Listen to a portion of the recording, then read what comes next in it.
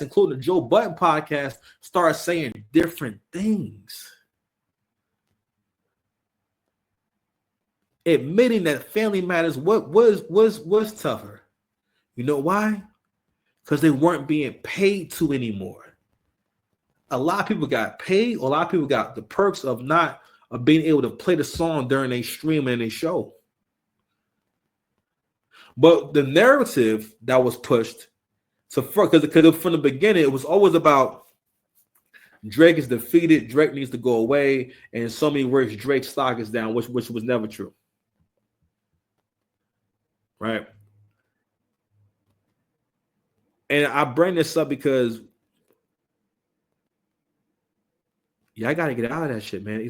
That's you being programmed to hate success, because as long as you hate successful people, you will never be successful, or you won't reach your full potential because you don't understand how shit works. Come on, man. That's my shit played out. You understand? Here's what we doing right now. No, Joe! You feel me? So let's go ahead and play a video for my man Anton Daniels. Yo, we're gonna be here for a little bit, man. We rocking out tonight. We doing some content tonight. We're doing the old school. I gave y'all a 2-hour show in a little bit, man. Let's get to it. So shout out to Anton Daniels. He gonna share this joint. And matter of fact, I'm gonna play it on full screen. I'm gonna get my ice pack right back, y'all. Fair use. Thank you, Anton. What's going on is Anton from AntonDaniels.com. I appreciate you guys for continuing to rock with me. I want to have a discussion really quickly from a business perspective, and I guess we can talk culturally, because you can't really talk culturally about hip hop or rap music without looking at it from a business perspective. But I want to talk a little bit, and I'm going to share this article with you guys so that we can really have this conversation in truth about the recent revelations and the court documents that has been revealed to show several different things in this whole Drake process. Now, for those of us that's been living under a rock and we have to refresh your memory, obviously we know that Drake and Kendrick Lamar had a battle, and it took over the whole music industry. And lo and behold, obviously we had the Super Bowl with Kendrick Lamar, which personally I thought was a little bit lackluster. I'm not really for all of the Black Lives Matters content and stuff like that. But more importantly, Kendrick Lamar got the opportunity to do the Super Bowl, and so salute to him. Outside of that, though, Drake had already previously filed a lawsuit, and people had took that as a massive L because they said that Drake just couldn't take his loss like a man, and so on and so forth.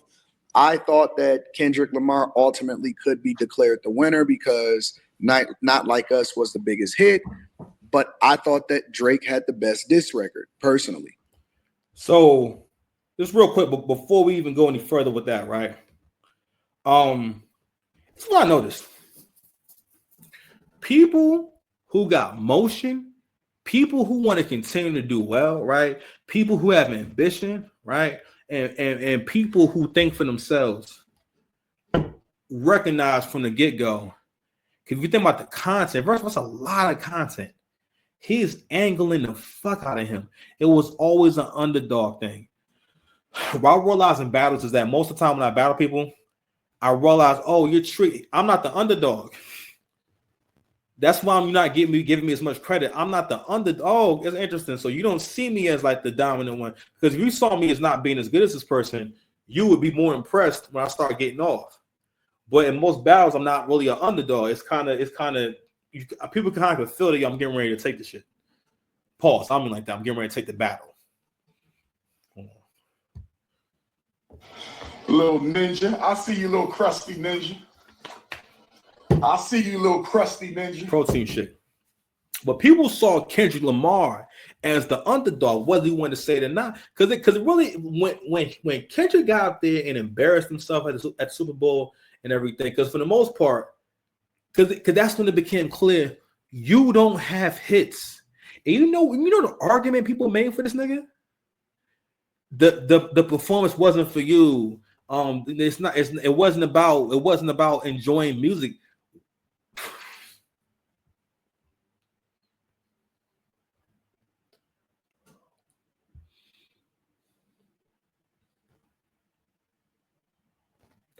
That's like going to a strip club, right? And you waiting for these dancers to come out, and then some niggas And then some dudes just come out and start dancing. You like, yo, what's going on? Like where's the girls at? And you like, everything's not about vagina and ass and titties and seeing a bad bitch. Like you can't do something different from time to time. You can't watch this man express himself and you can't support this man. Oh, you your brother's keeper? And I'm gonna say, nah, nigga, I'm straight. Little ninja. I see you, little crusty ninja.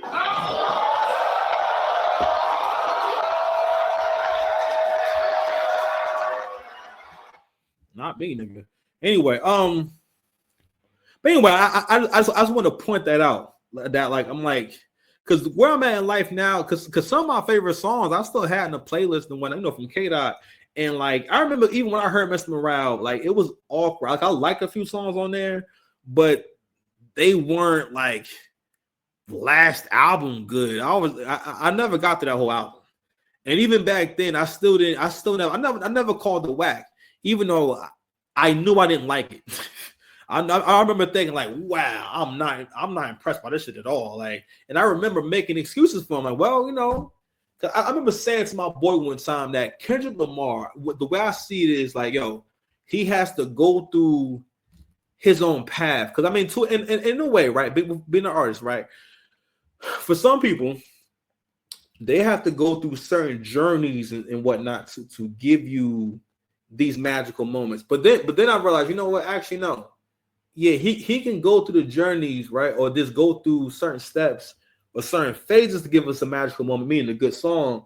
But he also does not have to include all of the not good songs on the album. He'll give you an album with a bunch of not good songs on it. Okay, like, but anyway, when he went up there at the Super Bowl, that's when we realized you're not really a superstar like that. Like you're not really a superstar like that. Not really. Because more and more, I remember over the years, I used to be thinking like, man, like Kendrick Lamar be getting some big looks because like, yo, a rapper that had that kind of content back in the day, he wasn't getting no looks. Like I always thought it was weird. Like the love he got. I remember years ago, Lady Gaga had put up a tweet saying, Kendrick Lamar, when's your album coming out? I want to go to the clubs and dance again. And I remember thinking like, Kendrick doesn't have songs that they play in the club. At that point, especially back in 2012, Kendrick didn't have no songs that they played in the club. He didn't have no club records or records that you would play in the club. I remember thinking like, what song? like what song is that? You know what I mean? So Lady Gaga, even at that time, is still a huge pop star, right? And she actually was on the original version of Bitch Don't Kill My Vibe, and it was very good. I'm not sure why she wasn't on it, right? But she was on the original version, or there's a version out there with her singing the hook. Very dope, right? But at the time, I didn't realize, oh shit. So this was always an industry push. That was to promote him.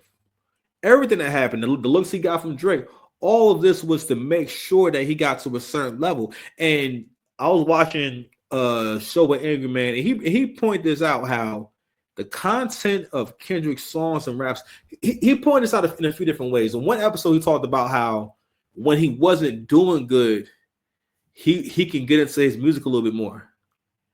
But once he started doing better, he didn't like his music as much anymore. And I never had the words for it. But when I was younger and I wasn't doing good, like I liked his songs more. But as I started doing better in life, I started to listen to him a little bit less. And if I don't relate to that. Not that he's rapping about being broke, but it's the whole vibe, how the song sound, what he represent. And for the most part, it's just, I mean, listen, it's cool. We have different standards for different niggas. Niggas don't want to say this shit, but Nas was never fucking with Jay. You know why? Because Nas could give you a song that Jay you would never allow. He can give you a quality of song or give you verses and lyrics you would never tolerate from Jay. Or you would never listen to it and say, that's fire. That'll be fire coming from Hove. You know why? Because you looking for Hove to give you them joints. And I'm not saying Nas don't got no joints, but he don't got joints like Hove. Okay? Like Nas would die against Hove in the verses. Like for the most part, the only nigga that can do a verses with Hove is Drake.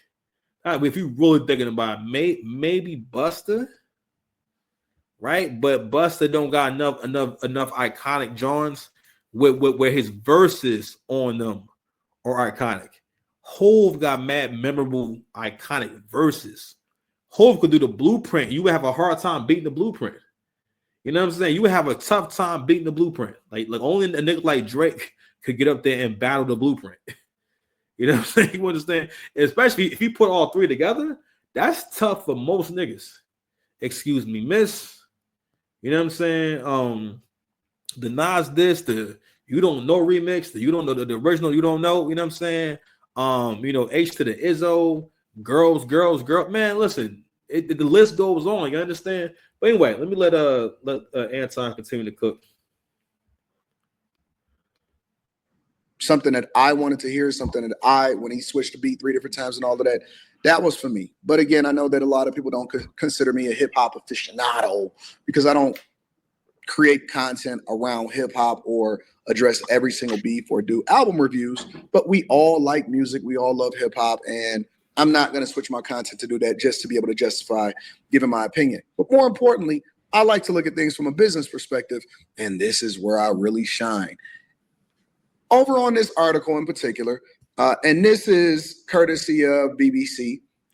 I know a lot of y'all think of BBC a little bit differently, but it is a very, very valid news source. And I want to go over this really quickly with you guys to see exactly what this is. And the reason that I want to do that is because people think that Drake's real lawsuit or what he was doing was against Kendrick Lamar. I don't think so. I think that Drake was really trying to focus on his bag and also at the same time possibly take down the music industry. And if there's anybody that was powerful enough to do it, maybe it was him or Taylor Swift. But this is courtesy of the BBC that says the court gives Drake access to Kendrick's contracts, which is. So real quick, UMG has been trying to get the judge to deny Drake. Basically, what Drake is trying to do is get access. I don't know what's for me. What Drake is trying to do is get access to the books, right?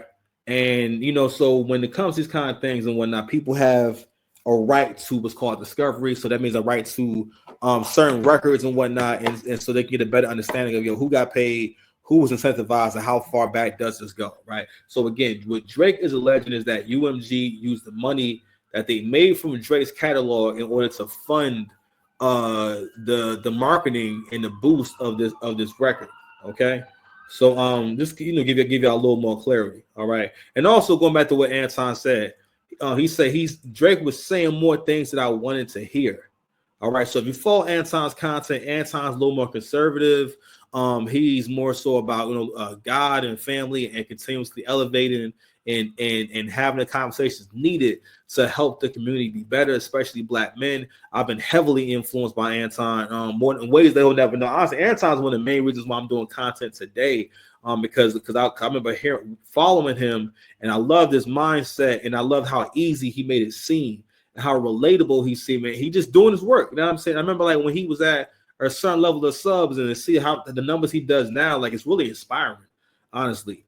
And the challenge is mostly about being consistent. That's how far you can get by having a quality show and being consistent. But anyway, but going back to what I was saying about the whole content, right? Depending on where you are, listen, certain lyrics hit different for you depending on where you are in your life, right? Like with Hove, one of the reasons why niggas didn't like Hove subconsciously is because he made it clear that you was going to have to be better, all right? Because what Hove rapped about was about elevation, and Hove was also giving y'all a unique perspective and a unique look into the life of someone who was in a unique position. Hove was somebody who's from the bottom, the absolute bottom of society, and managed to rise to the top. You know what I mean? He talked a lot about your relationships and friendships and the different dynamics that go on when you're the guy on top. So, for example, with Hove, we never seen someone get attacked as much as niggas attacked and win at Hove.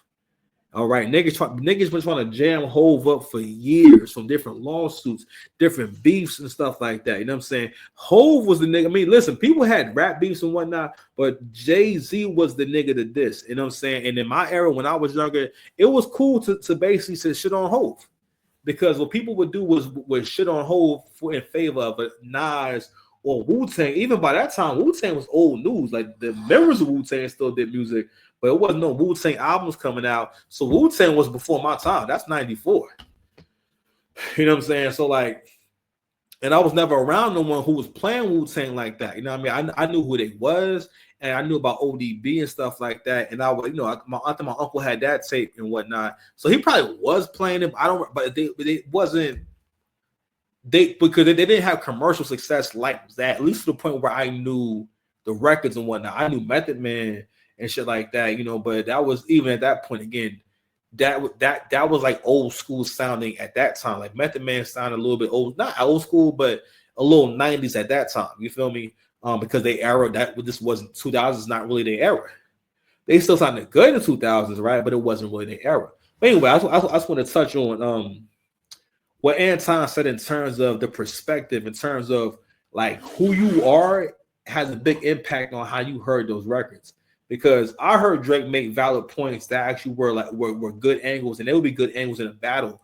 Whereas for the most part, what Kendrick did was basically a Hail Mary. It was a self-destruct button. He said, listen, I'm going to make this about race. I'm going to make this about the fact that you're not a nigga like me. I'm going to make everything that's good about you a negative thing. I'm going to take the fact that you have Jewish heritage, and even though Jewish people pay me and write my checks and whatnot, I'm going to do this shit because Kendrick does this shit where he, you know, because again, this is something that Black people with a poor mindset get into, which is the joy of trying to talk shit to white people or getting confrontational with white folks or talking bad about white folks to their face. You know what I'm saying? Despite whether it's appropriate or whether it's even constructive. So with that performance, the argument can just be made that, well, it's about symbolism and all this other bullshit. Yo, get the fuck out of here. You did a bunch of whack ass songs at that performance. Like, yo, do the ones that we wanted. Matter of fact, if you would have did Poetic Justice, that'd been a whole different beast. If he would have did Fucking Problems with A$AP Rocky and Drake, that would have been epic. That actually would have been good. You understand? If we would have did Loyalty with Rihanna, that would have been awesome. No. Anyway, my bad. Major. And this is a part of the discovery process. It says Drake has been given a green light to access sensitive record company documents in his ongoing defamation case over Kendrick Lamar's song Not Like Us. The star had asked for copies of Kendrick Lamar's recording contract, as well as information on salaries and bonuses for senior executives at his record label at Universal. Now, why is this important? Why would he want to know bonus information and salaries? Because one of the things that has been, reported, or one of the things that's being accused of UMG, is that they're doing the same thing that they did to Drake and Kendrick Lamar, that they did to Big and Pac and so on and so forth. Basically, that they're trying to incentivize each other to tear each other down, and they are promoting Kendrick Lamar's Not Like Us unfairly, as well as other things, in order to try to capitalize off of and hedge their bets against Drake, because Drake doesn't need to be the only star that's generating the majority of the revenue over at UMG. So they're using him. Basically, this is what he's saying, right? In a nutshell, in a summary from a C student's perspective, is that they're using him to continuously build up other artists, but at his detriment, all right? And that's why he wants to know, yo, who's getting a bonus as a result of what's happening? What are the salaries of the people that's making money off of this? Who's helping who? And I also want to know his contract, because I want to know what incentives that he has and what you guys are doing on the back end, because we really need to get all of the cards out on the table. Says that Drake is accusing the company of defamation by allowing Lamar's song to be published and promoted, claiming that it spread false and malicious narrative that he is a P word, right? Universal filed to dismiss the case last month, calling it a logical attempt to silence Lamar's creative expression. Imagine that. Imagine your record label that owns and promotes both of you guys' music, making money on both sides. Goes on to say it also asks for a pause in the evidence gathering process known as discovery while that request was considered. However, on Wednesday, the judge ordered that the discovery should continue. Michael Gottlieb, Drake's lead lawyer, celebrated the decision in a statement to the BBC. Now it's time to see what UMG was so desperately trying to hide. Now, so real quick. So if you haven't been following this, right? And again, let's just follow the logic of, if there's nothing to hide and you're telling the truth, why wouldn't you want to produce the evidence that you're telling the truth if you had nothing to hide? pardon me, UMG has been trying to stop him from moving this situation forward from the beginning. They've been trying to have it dismissed. They have not been trying to fight this case whatsoever. Angry Man made a brilliant point, and that point speaks to, again, you watch too much goddamn TV and movies, and in TV and movies, and shout out to Jordan Peterson, he made this point too about in TVs and movies, the alpha male is always the villain. The alpha male is always a bad guy. The strongest guy, the most popular guy, the most good-looking guy is always a bad guy. The guy who has money is always an asshole. He's always a terrible fucking person. And what that does is make you root for the little guy, make you root for the loser, make you follow the loser. Kendrick Lamar could never fuck with Drake. Y'all say that Negroes do that just to shit on you because they jealous of how good you are. So what they'll do is, this is how the niggas really do. They will say that someone is comparable to you or as good as you or compare them to you or basically put you on the same space as a jab because they know that you're not, and they know it's insulting to you. That's nothing that we do on this channel. I help you to also improve your communication and your understanding. Same voice you talk with, the same voice you think with, right? So when I say that, I'm talking about how what I also point out is knowing someone's attacking you, because you cannot flourish, you cannot grow, you cannot become great being around people who tell you that you ain't shit or make you feel like you ain't shit. Yo, give me a second, yo. My bad. I don't know, man. Somebody called me for some number and they're not leaving no message or texting me, so it can't be urgent. So, says, according to the court filing, Drake's team is seeking documents including all contracts between UMG and Kendrick Lamar and the salaries and incentives plans for senior record label staff going back to 2020. They want to know everything. They want to know what the plan was, if this was always in the works, if it was an unfair advantage, who's making money off of it, the whole 9 yards. So this is a major, huge victory. And it also goes against UMG's request to ultimately dismiss the case. They're not having it. UMG has objected to the request, saying that it is costly and time-consuming process of gathering the commercially sensitive information was an undue burden when the case could still be dismissed. Here's the key. Here's the catch. There's also been several different credible sources. I'm going to go to the one that's easiest to be able to cite.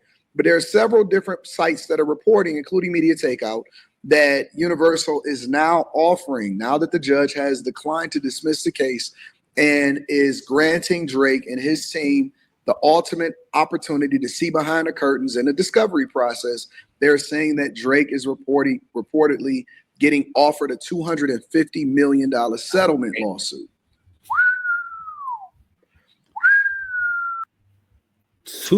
Listen. This is the level that they're playing on. What bothered me a lot is that I guess I'm just at the point where I'm just too elevated. I feel that way a lot when I deal with certain people, when I talk to certain people, is that my thinking is too elevated. So when having this conversation, I realized like, damn, I can't even have this conversation with most people because you weren't really trying to be objective. You were trying to basically blend in with the crowd, and you wasn't even listening. I had to realize it's at some point I realized, oh, a lot of people actually didn't listen to Drake. They actually didn't listen to it. And listen, that happens. There's people I'm a fan of. I may miss your project. I got shit going on. Sorry, I'm busy. You know, like, listen, that could definitely happen. I've missed a lot of projects, right? It doesn't mean it's not good, but I think, you know, and also Not Like Us came out right after Family Matters, right? So people who argue in favor of Kendrick will say stuff like, "Oh, no, it's because he stepped on that shit." No, it's just that's how the news cycle works. If the response, I swear, my apartment building, whenever people like close the door around my building and whatnot, it always sound like they're in the house with me. You know what I'm saying? This apartment's like mad fucking big. Anyway, so lost my train of thought. Oh, anyway, so go back to what I was saying about understanding what level they're playing on. I was telling my boy, I said, You know how much a deal with Drake is worth. You know. Listen, like, so the issue was about, for one, y'all owe me money. Two, you owe me a new deal. It's time for renegotiation, and you've been avoiding renegotiation.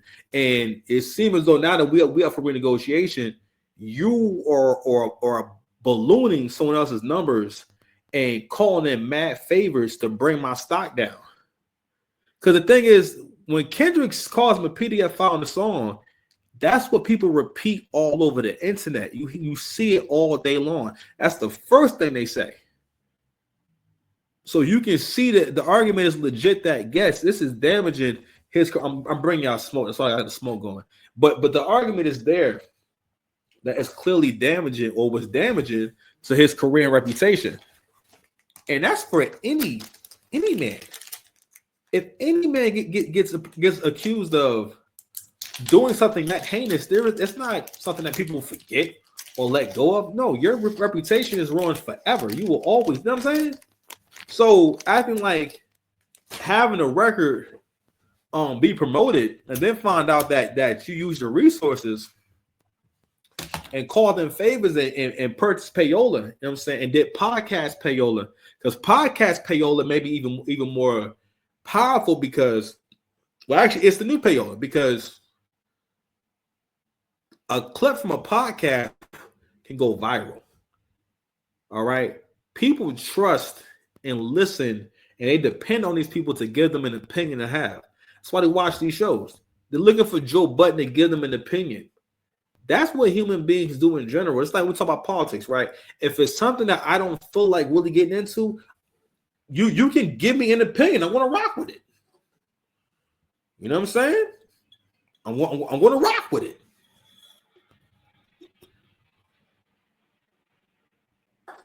And it's almost unreal, because now the whole argument for this record and how big the record actually was, it's done. Because if this is true, UMG has admitted they basically admitted defeat, and they admitted defeat first. That's what the settlement is. It's not, I don't want to waste time with this. Angry Man made a really interesting point, and it really showed me how despicable you niggas is. And the argument that he made was, you've never seen, especially the culture, side with the record label against a black, not just an artist, but a black artist that does hip hop music. And in those moments, you realize, oh, okay, no, you are really biased. You are really and truly a hater. Okay, I got my soundboard. Make sure my soundboard's nearby.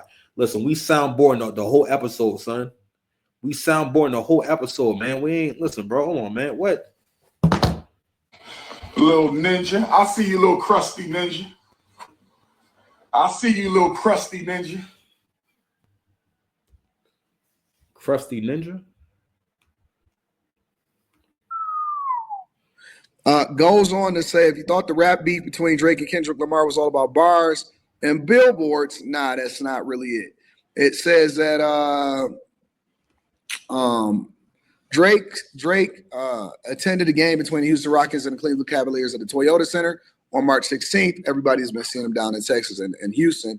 And they saying, according to an insider, his lawsuit against UMG may be on the verge of a quiet settlement, and the numbers being thrown around is basically in the hundreds of millions of dollars. Say Drake filed a bombshell defamation lawsuits against UMG, claiming that the music giant used bots and payola to artificially boost Kendrick Lamar's hit "Not Like Us," the song that's now being called the biggest track in the world. Drake's legal team is arguing that Universal, which backs Kendrick, manipulated the numbers to hurt his reputation and distort the competition. So basically, they're offering $250 million to settle the suit. And the question that we now have to ask is it enough? Is it enough? Because who's to say that Drake is interested in settling at this point? Maybe he feels as though this is a lowball offer And not only that, maybe he has so much money. And again, I'm just speculating here and I'm just giving my thoughts. Maybe he has so much money and so many resources at this point that it's not really just about getting a payout. It's more or less about taking down what we know is the biggest entity in the music industry, or maybe it's double, a two-way street in which he's not only trying to crush them or get out of this, but also remove himself from his recording contract because he is much more profitable by himself instead of being controlled by a major, which he don't really even need at this point, right? Some people argue, he didn't need a major. I remember when Academics was reporting and he was saying that there are people that are at the music label that was saying that they can't wait until Drake had dropped his next project because he's going to see that they were the ones that were pushing him instead of him really having the emotion that he had. Obviously, we seen the album with him and Party Next Door, and that crushed what that narrative was. But I'm curious as to what you guys think. Do you think that Drake is actually going to win this lawsuit?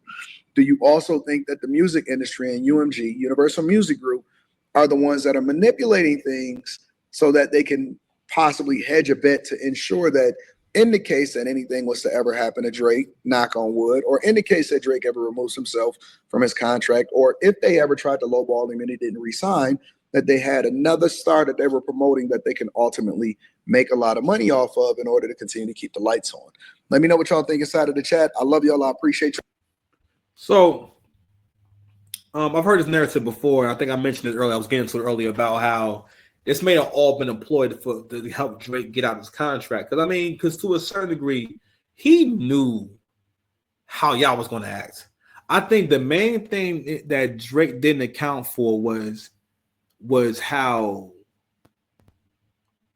just how black men treat each other, and just how we see black men in general. In the black community, if you refer to the hierarchy goes old black woman at the top, then it's women, then under that is kids, and then it's men. All right. So the narrative you also saw was basically what everyone was saying was, hey, why can't you take your loss like a man? Just be a man. Shut the fuck up. Shut up. Don't complain. Don't say nothing. Because for the most part, what you really heard was people trying to convince you that all these whack songs were good because it meant the destruction or what you perceive as the downfall of a winner. That's what it was mainly about. You don't like winners. And you don't like good people. Because if you think Kendrick Lamar is a good dude, do you realize you say that with absolutely no proof? You can't tell me whose career he started. You can't tell me who he helped out. You can't tell Drake has gotten countless niggas lit who were able to get other niggas lit. Drake was the only nigga that came into the game and didn't need a cosign. Drake came into the game getting Young Money hot. He got them hot. Without Drake, that movement is not the same as just Wayne. Having Wayne, Nicki, and Drake at the same time, you'll probably never see that again. You'll never see three people that are talented on the same record in the same space again. Because all three of them got to be so big. It's mostly Drake got to be so big because Wayne's career was always on the decline once Drake came around, because at that time, that's a long run for a rapper. From 05 on, now Wayne been here since 98. Well, from 05 on, Wayne was the man, right?